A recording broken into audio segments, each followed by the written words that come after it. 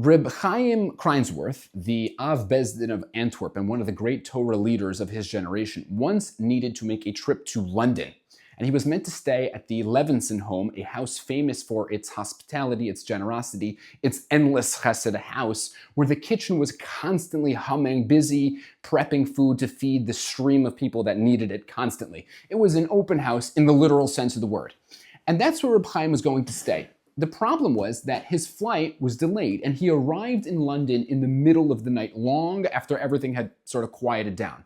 And at that point, Reb Chaim still needed to daven Mariv. So the Levinson welcomed him into their house, and they got him a sitter to daven from, and they brought him to the study, which had impressive shelves lined wall to wall with svarim, a beautiful, quiet room, the obvious place to daven. And Reb Chaim looked at it, and he said, "No, I want to daven in the kitchen." The kitchen? And he explained, I want to daven in the kitchen because the amount of chesed that happens there, the amount of kedusha created in that room, it's soaked into the walls. That's where I want to daven. And so Reb Chaim went to the kitchen table, sat down, and daven Mariv. You see, in life, holiness doesn't always announce itself. A lot of time it looks ordinary.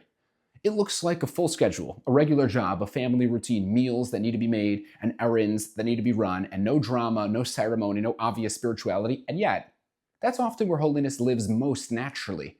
Not in moments that feel elevated, but in a life that's being lived with intention, where ordinary actions are done honestly and kindly and with awareness of Hashem. Holiness isn't created by escaping the ordinary. It's created by showing Hashem how you live inside of it.